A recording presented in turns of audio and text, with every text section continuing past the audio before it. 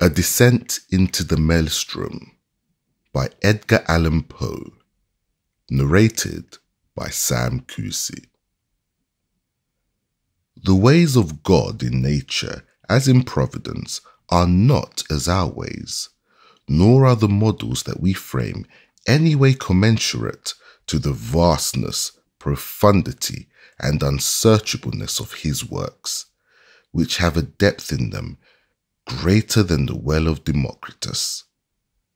Joseph Glanville. We had now reached the summit of the loftiest crag.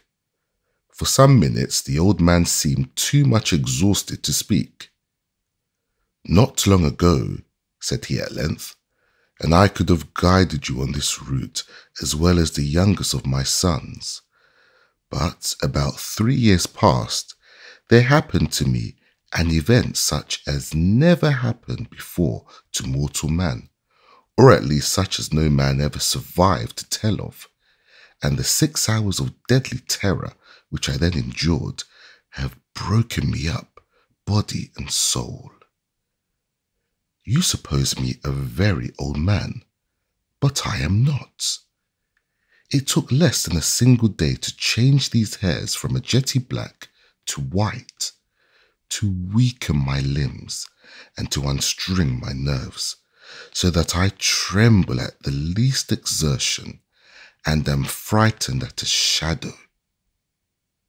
Do you know, I can scarcely look over this little cliff without getting giddy?"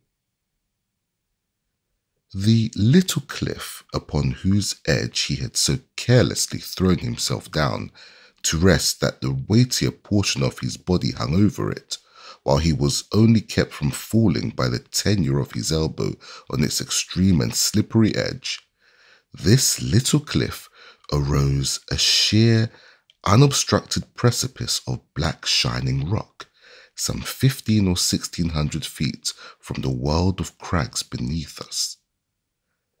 Nothing would have tempted me to within half a dozen yards of its brink. In truth, so deeply was I excited by the perilous position of my companion that I fell at full length upon the ground, clung to the shrubs around me, and dared not even to glance upward at the sky, while I struggled in vain to divest myself of the idea that the very foundations of the mountain were in danger from the fury of the winds. It was long before I could reason myself into sufficient courage to sit up and look out into the distance.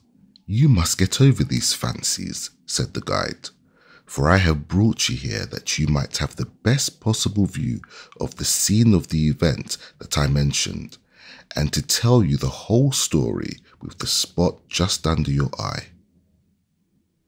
We are now," he continued, in that particularizing manner which distinguished him, "we are now close upon the Norwegian coast, in the 68th degree of latitude, in the great province of Nordland, and in the dreary district of Lofoden.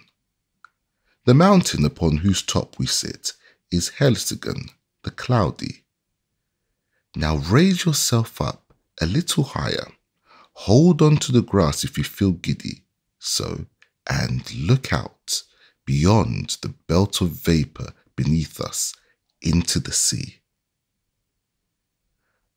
I looked dizzily and beheld a wide expanse of ocean, whose waters wore so inky a hue as to bring at once to my mind the Nubian geographer's account of the Mare Tenebrarum. A panorama more deplorably desolate no human imagination can conceive. To the right and left, as far as the eye could reach, there lay outstretched like ramparts of the world, lines of horridly black and bleating cliff, whose character of gloom was but the more forcibly illustrated by the surf which reared high up against it, its white and ghastly crest, howling and shrieking forever.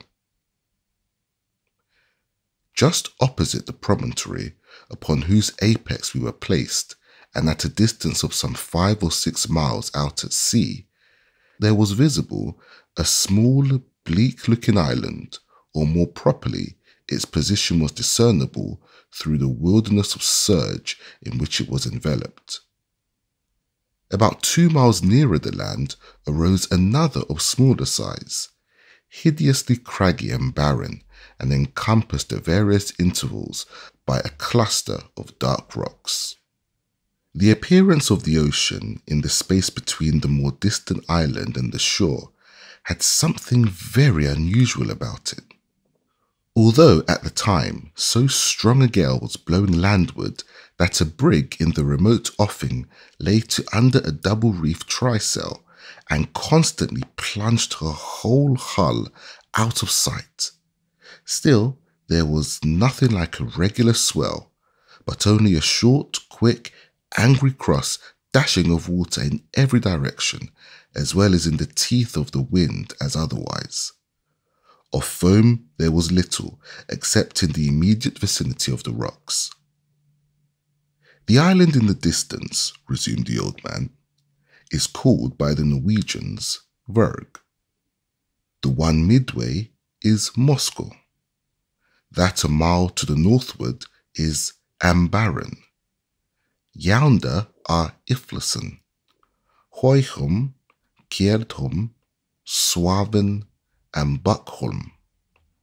Farther off between Moscow and Berg are Otterholm, Fleimen, Sandflesen, and Skarholm.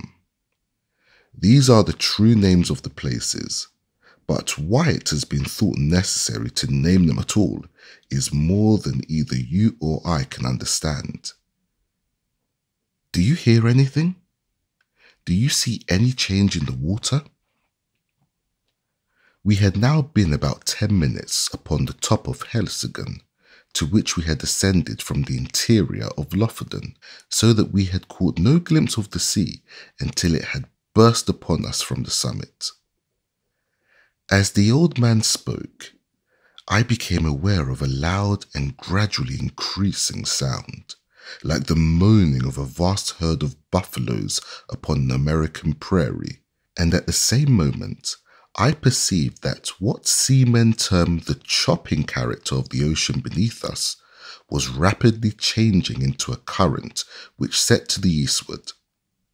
Even when I gazed, this current acquired a monstrous velocity.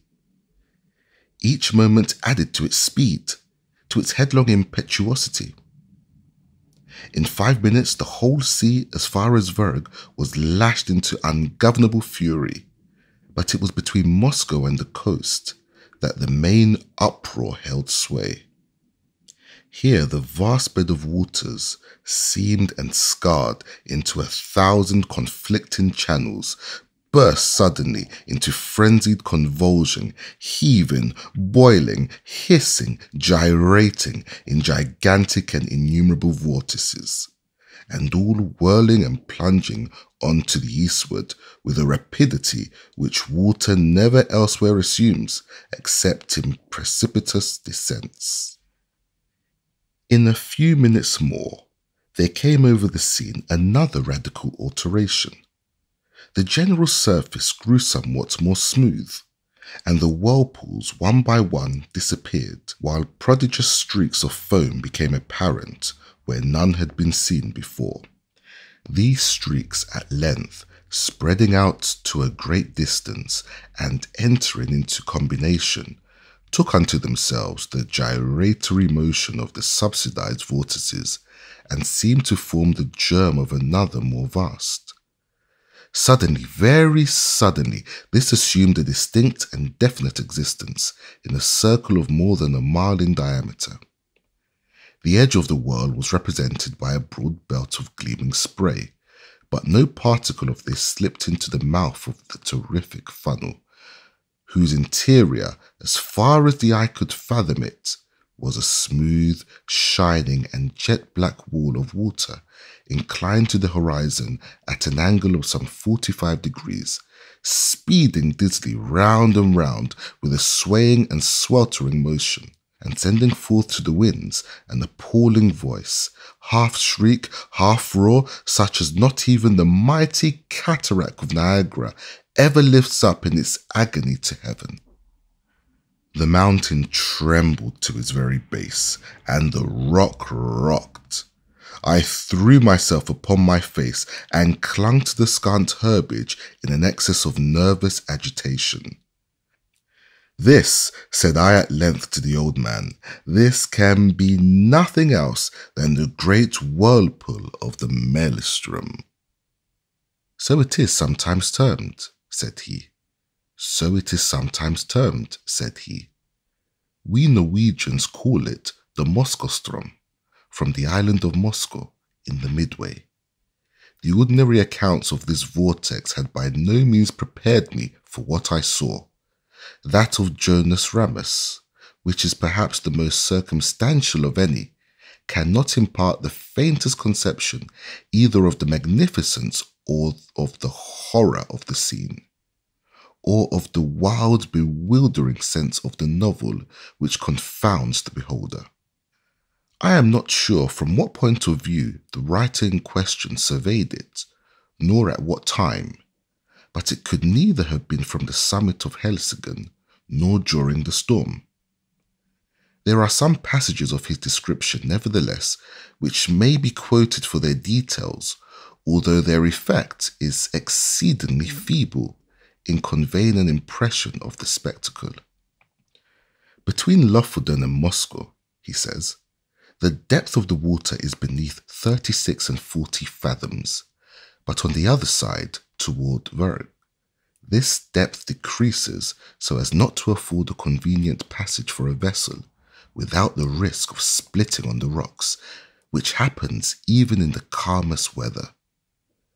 When it is flood, the stream runs up the country between Lofoden and Moscow with a boisterous rapidity, but the roar of its impetuous ebb to the sea is scarce equalled by the loudest and most dreadful cataracts, the noise being heard several leagues off, and the vortices or pits are of such an extent and depth that if a ship comes within its attraction, it is inevitably absorbed and carried down to the bottom, and there beat to pieces against the rocks, and when the water relaxes, the fragments thereof are thrown up again. But these intervals of tranquillity are only at the turn of the ebb and flood, and in calm weather, and last but a quarter of an hour, its violence gradually returning. When the stream is most boisterous and its fury heightened by a storm, it is dangerous to come within a Norway mile of it. Boats, yachts, and ships have been carried away by not guarding against it before they were within its reach. It likewise happens frequently that whales come too near the stream and are overpowered by its violence, and then it is impossible to describe their howlings and bellowings in their fruitless struggles to disengage themselves. A bear once attempting to swim from Lofoden to Moscow was caught by the stream and borne down while he roared terribly so as to be heard on shore. Large stocks of firs and pine trees, after being absorbed by the current, rise again, broken and torn to such a degree as if bristles grew upon them. This plainly shows the bottom to consist of craggy rocks, among which they are whirled to and fro. This stream is regulated by the flux and reflux of the sea, it being constantly high and low water every 6 hours. In the year 1645, early in the morning of Sextagesimal Sunday, it raged with such a noise and impetuosity that the very stones of the houses on the coast fell to the ground. In regard to the depth of the water, I could not see how this could have been ascertained at all in the immediate vicinity of the vortex.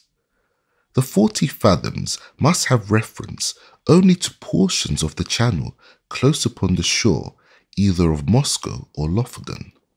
The depth in the centre of the Moskostrom must have been immeasurably greater, And no better proof of this fact is necessary than can be obtained from even the sidelong glance into the abyss of the whirl, which may be had from the highest crag of Helseggen. Looking down from this pinnacle upon the howling Phlegethon below, I could not help smiling at the simplicity with which the honest Jonas Ramus records.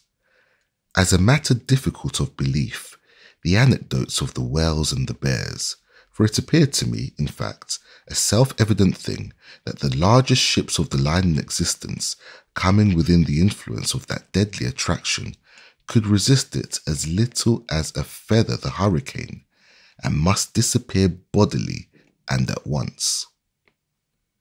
The attempts to account for the phenomenon, some of which I remember seemed to me sufficiently plausible in perusal, now wore a very different and unsatisfactory aspect. The idea generally received is that this, as well as 3 smaller vortices among the Faroe Islands, have no other cause than the collision of waves rising and falling at flux and reflux against a ridge of rocks and shelves, which confines the water so that it precipitates itself like a cataract. And thus the higher the flood rises, the deeper must the fall be.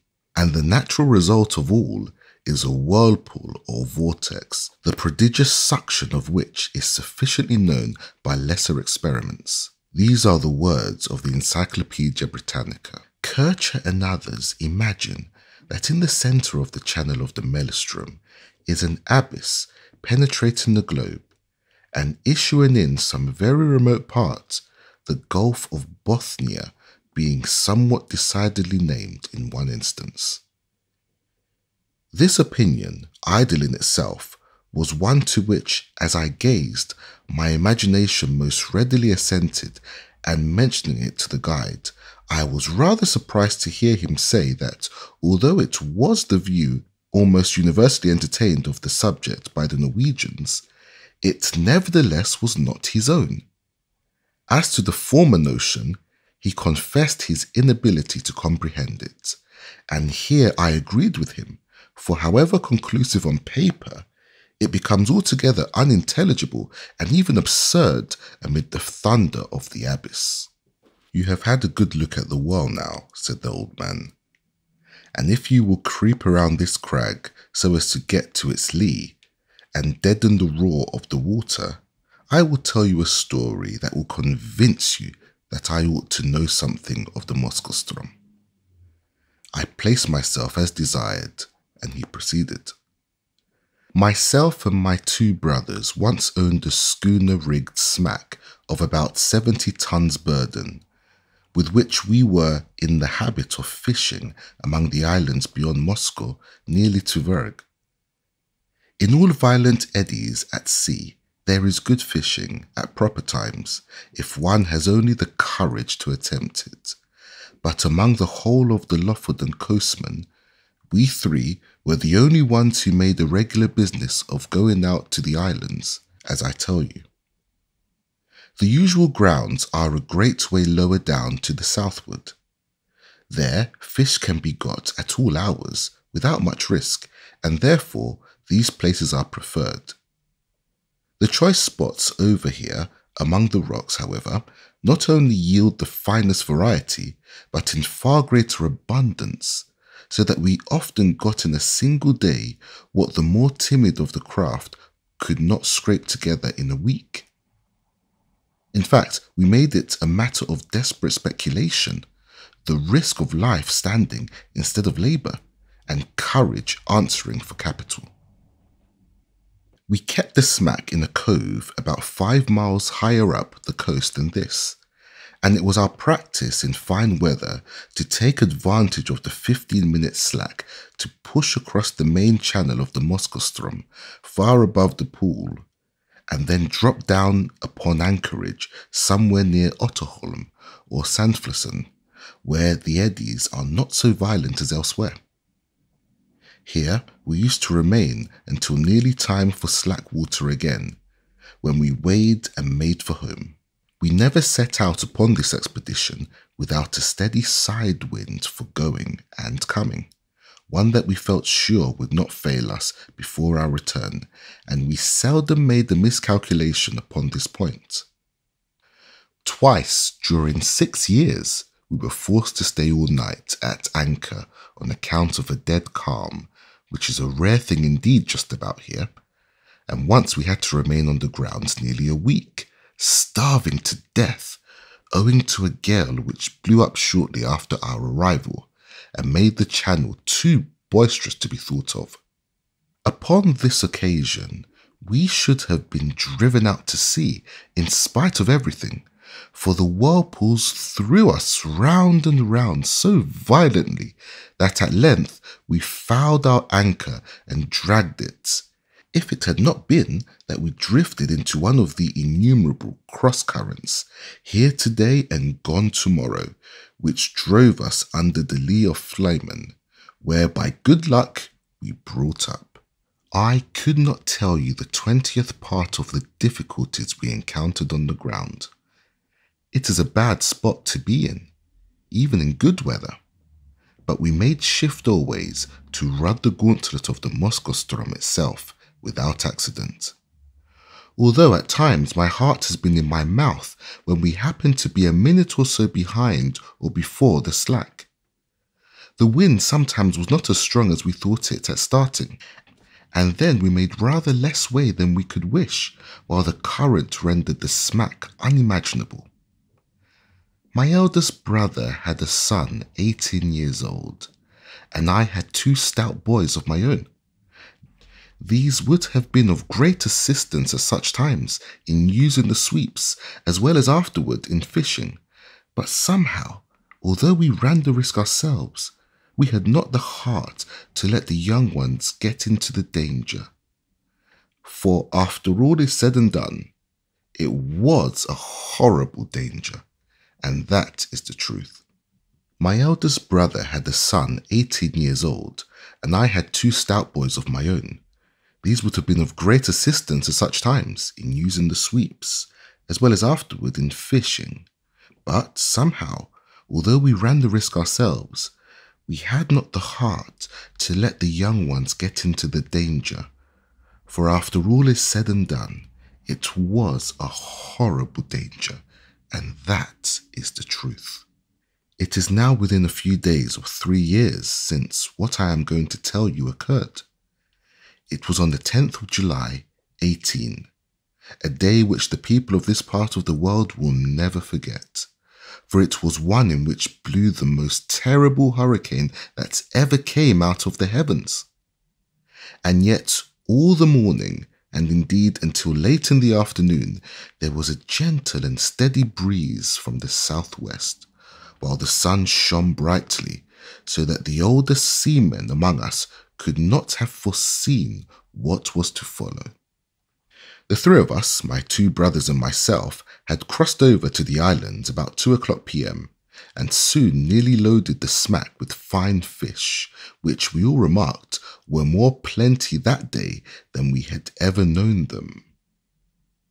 It was just 7, by my watch, when we weighed and started for home, so as to make the worst of the storm at slack water, which we knew would be at 8. We set out with a fresh wind on our starboard quarter, and for some time spanked along at a great rate, never dreaming of danger, for indeed we saw not the slightest reason to apprehend it. All at once we were taken aback by a breeze from over Helisagan. This was most unusual, something that had never happened to us before, and I began to feel a little uneasy, without exactly knowing why. We put the boat on the wind, but could make no headway at all for the eddies, and I was upon the point of proposing to return to the anchorage, when looking astern, we saw the whole horizon covered with a singular copper-coloured cloud that rose with the most amazing velocity. In the meantime, the breeze that had headed us off fell away, and we were dead becalmed, drifting about in every direction. The state of things, however, did not last long enough to give us time to think about it. In less than a minute, the storm was upon us. In less than 2, the sky was entirely overcast, and what with this and the driving spray, it became suddenly so dark that we could not see each other in the smack. The oldest seaman in Norway never experienced anything like it. We had let our sails go by the run before it cleverly took us. But at the first puff, both our masts went by the board as if they had been sawed off. Such a hurricane as then blew, it is folly to attempt describing. The oldest seaman in Norway never experienced anything like it. We had let our sails go by the run before it cleverly took us, but at the first puff, both our masts went by the board as if they had been sawed off, the main mast taking with it my youngest brother, who had lashed himself to it for safety. Our boat was the lightest feather of a thing that ever sat upon water. It had a complete flush deck, with only a small hatch near the bow, and this hatch it had always been accustomed to batten down when about to cross the Strom, by way of precaution against the chopping seas. But for this circumstance we should have foundered at once, for we lay entirely buried for some moments.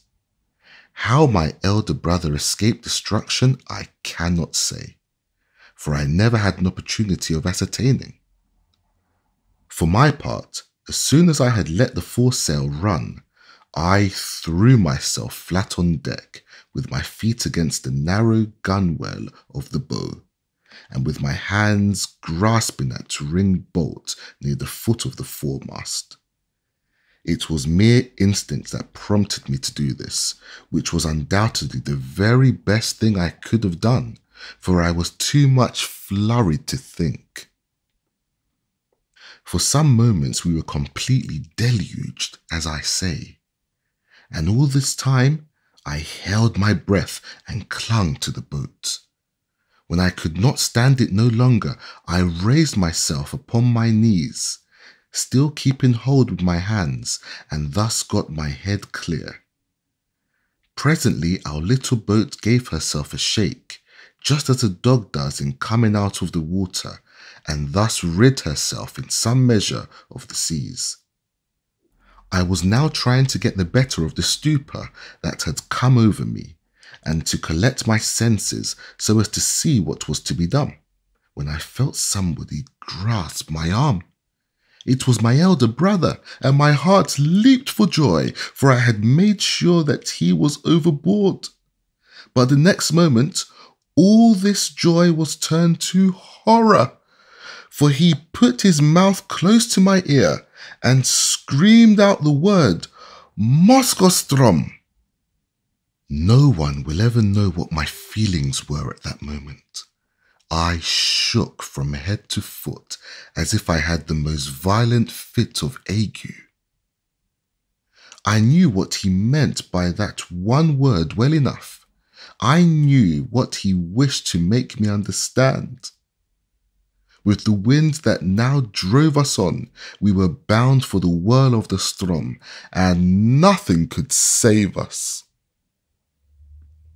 You perceive that in crossing the Strom channel, we always went a long way up above the whirl, even in the calmest weather, and then had to wait and watch carefully for the slack. But now we were to be driving right upon the pool itself, and in such a hurricane as this. To be sure, I thought, we shall get there just about the slack. There is some little hope in that. But in the next moment I cursed myself for being so great a fool as to dream of hope at all. But in the next moment I cursed myself for being so great a fool as to dream of hope at all. I knew very well that we were doomed, had we been 10 times a 90 gunship. By this time, the first fury of the tempest had spent itself. or perhaps we did not feel it as much as we scudded before it, which at first had been kept down by the wind and lay flat and frothing, now got up into absolute mountains. A singular change, too, had come over the heavens. Around in every direction it was still as black as pitch, but nearly overhead there burst out, all at once, a circular rift of clear sky, as clear as ever I saw, and of a deep bright blue, and through it there blazed forth the full moon with a lustre that I never before knew her to wear. She lit up everything about us with the greatest distinctness. But oh God, what a scene it was to light up! I now made one or two attempts to speak to my brother, but in some manner which I could not understand, the din had so increased that I could not make him hear a single word, although I screamed at the top of my voice in his ear. Presently he shook his head, looking as pale as death, and held up one of his fingers as if to say, "Listen." At first I could not make out what he meant, but soon a hideous thought flashed upon me. I dragged my watch from its fob. It was not going. I glanced at his face by the moonlight and then burst into tears as I flung it far away into the sea.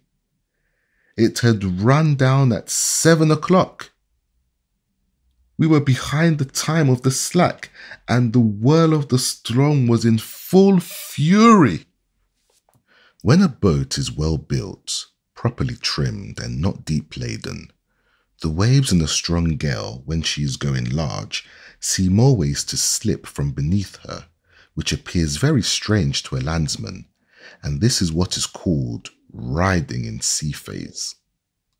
Well, so far we had ridden the swells very cleverly, but presently a gigantic sea happened to take us right under the counter and bore us with it as it rose up, as if into the sky.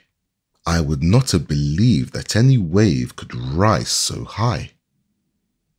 And then down we came with a sweep, a slide and a plunge that made me feel sick and dizzy, as if I was falling from some lofty mountaintop in a dream. But while we were up, I had thrown a quick glance around, and that one glance was sufficient. I saw our exact position in an instant. The Maelstrom whirlpool was about 1/4 of a mile dead ahead, but no more like the everyday Maelstrom than the whirl as you now see it, like a mill race. If I had not known where we were and what we had to expect, I would not have recognized the place at all. As it was, I involuntarily closed my eyes in horror. The lids clenched themselves together as if in a spasm. It could not have been more than 2 minutes afterwards until we suddenly felt the waves subside and were enveloped in foam. The boat made a sharp half-turn to larboard and then shot off in its new direction like a thunderbolt. At the same moment, the roaring noise of the water was completely drowned in a kind of shrill shriek, such a sound as you might imagine given out by the water pipes of many thousand steam vessels letting off their steam altogether. We were now in the belt of surf that always surrounded the whirl, and I thought, of course, that another moment would plunge us into the abyss, down which we could only see indistinctly on account of the amazing velocity with which we were borne along. The boat did not seem to sink into the water at all, but to skim like an air bubble upon the surface of the surge. Her starboard side was next to the whirl, and on the larboard arose the world of ocean we had left. It stood like a huge writhing wall between us and the horizon. It may appear strange, but now, when we were in the very jaws of the gulf, I felt more composed than when we were only approaching it. Having made up my mind to hope no more, I got rid of a great deal of terror which unmanned me at first. I suppose it was despair that strung my nerves. It may look like boasting, but what I tell you is truth. I began to reflect how magnificent a thing it was to die in such a manner, and how foolish it was in me to think of so paltry a consideration as my own individual life, in view of so wonderful a manifestation of God's power. I do believe that I blushed with shame when this idea crossed my mind. After a little while, I became possessed with the keenest curiosity about the world itself. I positively felt a wish to explore its depths, even at the sacrifice I was going to make, and my principal grief was that I should never be able to tell my old companions on shore about the mysteries I should see. These, no doubt, were singular fancies to occupy a man's mind in such extremity, and I have often thought since that the revolutions of the boat around the pool might have rendered me a little light-headed. There was another circumstance which tended to restore my self-possession, and this was the cessation of the wind, which could not reach us in our present situation. For as you saw yourself, the belt of surf is considerably lower than the general belt of the ocean, and this latter now towered above us, a high, black, mountainous ridge. If you have never been at sea in a heavy gale, you can form no idea of the confusion of mind occasioned by the wind and spray together. They blind, deafen, and strangle you, and take away all power of action and reflection. But we were now in a great measure rid of these annoyances, just as death-condemned felons in prison are allowed petty indulgences, forbidden them while their doom is yet uncertain. How often we made the circuit of the belt, it is impossible to say. We careered round and round for perhaps an hour, flying rather than floating, getting gradually more and more into the middle of the surge, and then nearer and nearer to its horrible inner edge. All this time I had never let go of the ringbolt. My brother was at stern, holding onto a small empty water cask which had been securely lashed under the coop of the counter, and was the only thing on deck that had not been swept overboard when the gale first took us. As we approached the brink of the pit, he let go of his hold upon this and made for the ring, from which, in the agony of his terror, he endeavoured to force my hands, as it was not large enough to afford us both a secure grasp. I never felt deeper grief than when I saw him attempt this act, although I knew he was a madman when he did it, a raving maniac through sheer fright. I did not care, however, to contest the point with him. I knew it could make no difference whether either of us held on at all, so I let him have the bolt, and went astern to the cask. This there was no great difficulty in doing, for the smack flew round steadily enough, and upon an even keel, only swaying to and fro with the immense sweeps and swelters of the whirl. Scarcely I had secured myself in my new position, when we gave a wild lurch to starboard and rushed headlong into the abyss.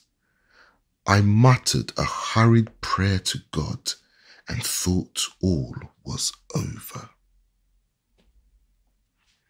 As I felt the sickening sweep of the descent, I had tightened my hold upon the barrel and closed my eyes. For some second I dared not open them, while I expected instant destruction and wondered that I was not already in my death struggles with the water.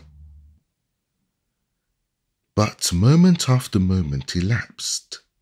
I still lived. The sense of falling had ceased, and the motion of the vessel seemed much as it had been before, while in the belt of foam, with the exception that she now lay more along.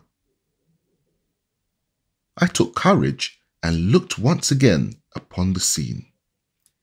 Never shall I forget the sensations of awe, horror, and admiration with which I gazed about me. The boat appeared to be hanging, as if by magic, midway down upon the interior surface of a funnel, vast in circumference, prodigious in depth, and whose perfectly smooth sides might have been mistaken for ebony. But for the bewildering rapidity with which they spun around, and for the gleaming and ghastly radiance they shot forth as the rays of the full moon from that circular rift amid the clouds, which I have already described, streamed in a flood of golden glory along the black walls and far away down into the inmost recesses of the abyss. At first I was too much confused to observe anything accurately. The general burst of terrific grandeur was all that I beheld. When I recovered myself a little, however, my gaze fell instinctively downwards. In this direction I was able to obtain an unobstructed view from the manner in which the smack hung on the inclined surface of the pool. She was quite upon an even keel. That is to say, her deck lay in a plane parallel with that of the water, but this latter sloped at an angle of more than 45 degrees, so that we seemed to be lying upon our beam ends. I could not help observing, nevertheless, that I had scarcely more difficulty in maintaining my hold and footing in this situation than if we had been upon a dead level, and this, I suppose, was owing to the speed at which we revolved. The rays of the moon seemed to search the very bottom of the profound gulf, but still I could make out nothing distinctly, on account of a thick mist in which everything there was enveloped, and over which there hung a magnificent rainbow, like that narrow and tottering bridge which Mussulmans say is the only pathway between time and eternity. This mist or spray was no doubt occasioned by the clashing of the great walls of the funnel as they all met together at the bottom, but the yell that went up to the heavens from out of that mist I dare not attempt to describe. Our first slide into the abyss itself from the belt of foam above had carried us to a great distance down the slope, but our farther descent was by no means proportionate. Round and round we swept, not in any uniform movement, but in dizzying swings and jerks that sent us sometimes only a few hundred yards, sometimes nearly the complete circuit of the whirl. Our progress downward at each revolution was slow, but very perceptible. Looking about me upon the wide waste of liquid ebony on which we were thus borne, I perceived that our boat was not the only object in the embrace of the whirl. Both above and below us were visible fragments of vessels, large masses of building timber and trunks of trees, with many smaller articles such as pieces of house furniture, broken boxes, barrels, and staves. I have already described the unnatural curiosity which had taken the place of my original terrors. It appeared to grow upon me as I drew nearer and nearer to my dreadful doom. I now began to watch with a strange interest the numerous things that floated in our company. I must have been delirious, for I even sought amusement in speculating upon the relative velocities of their several descents toward the foam below. This fir tree, I found myself at one time saying, will certainly be the next thing that takes the awful plunge and disappears. And then I was disappointed to find that the wreck of a Dutch merchant ship overtook it and went down before. At length, after making several guesses of this nature and being deceived in all, this fact, the fact of my invariable miscalculation, set me upon a train of reflection that made my limbs again tremble and my heart beat heavily once more. It was not a new terror that thus affected me, but the dawn of a more exciting hope. This hope arose partly from memory and partly from present observation. I called to mind the great variety of buoyant matter that strewed the coast of Lofoden, having been absorbed and then thrown forth by the Maelstrom. By far the greater number of the articles were shattered in the most extraordinary way, so chafed and roughened so as to have the appearance of being stuck full of splinters. But then I distinctly recollected that there were some of them which were not disfigured at all. Now I could not account for this difference except by supposing that the roughened fragments were the only ones which had been completely absorbed, that the others had entered the whirl at so late a period of the tide, or from some reason had descended so slowly after entering that they did not reach the bottom before the turn of the flood came, or of the ebb, as the case might be. I conceived it possible in either instance that they might thus be whirled up again to the level of the ocean, without undergoing the fate of which had been drawn in more early, or absorbed more rapidly. I made also 3 important observations. The first was that as a general rule, the larger the bodies were, the more rapid their descent. The second, that between 2 masses of equal extent, the one spherical and the other of any other shape, the superiority in speed of descent was with the sphere. The third, that between 2 masses of equal size, the one cylindrical and the other of any other shape, the cylinder was absorbed the more slowly. Since my escape, I have had several conversations on this subject with an old schoolmaster of the district, and it was with him that I learned the use of the word cylinder and sphere. He explained to me, although I have forgotten the explanation, how what I observed was, in fact, the natural consequence of the forms of the floating fragments, and showed me how it happened that a cylinder swimming in a vortex offered more resistance to its suction and was drawn in with greater difficulty than an equally bulky body of any form whatever. There was one startling circumstance which went a great way in enforcing these observations, and rendering me anxious to turn them into account, and this was that at every revolution we passed something like a barrel, or else the yard or the mast of a vessel, while many of these things, which had been on our level when I first opened my eyes upon the wonders of the whirlpool, were now high up above us and seemed to have moved but a little from their original station. I no longer hesitated what to do.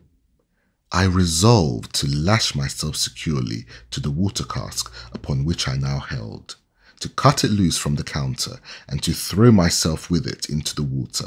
I attracted my brother's attention by signs, pointed to the floating barrels that came near us, and did everything in my power to make him understand what I was about to do. I thought at length that he comprehended my design, but whether this was the case or not, he shook his head despairingly and refused to move from his station by the ringbolt. It was impossible to reach him. The emergency admitted of no delay, and so, with a bitter struggle, I resigned him to his fate, fastened myself to the cask by means of the lashings which secured it to the counter, and precipitated myself with it into the sea without another moment's hesitation. The result was precisely what I had hoped it might be. As it is myself who now tell you this tale, as you see that I did escape, and as you are already in possession of the mode in which this escape was effected, and must therefore anticipate all that I have farther to say, I will bring my story quickly to conclusion. It might have been an hour or thereabouts after my quitting the smack, when, having descended to a vast distance beneath me, it made 3 or 4 wild gyrations in rapid succession, and bearing my loved brother with it, plunged headlong, at once and forever, into the chaos of foam below. The barrel to which I was attached sunk very little farther than half the distance between the bottom of the gulf and the spot at which I leaped overboard, before a great change took place in the character of the whirlpool. The slope of the sides of the vast funnel became momently less and less steep. The gyrations of the whirl grew gradually less and less violent. By degrees, the froth and the rainbow disappeared, and the bottom of the gulf seemed slowly to uprise. The sky was clear, the winds had gone down, and the full moon was setting radiantly in the west, when I found myself on the surface of the ocean in full view of the shores of Lofoten, and above the spot where the pool of the Maelstrom had been. It was the 20th hour of slack, but the sea still heaved in mountainous waves from the effects of the hurricane. I was borne violently into the channel of the Strom, and in a few minutes was hurried down the coast into the grounds of the fishermen. A boat picked me up, exhausted from fatigue, and now that the danger was removed, speechless from the memory of its horror. Those who drew me on board were my old mates and my daily companions, but they knew me no more than they would have known a traveller from the spirit land.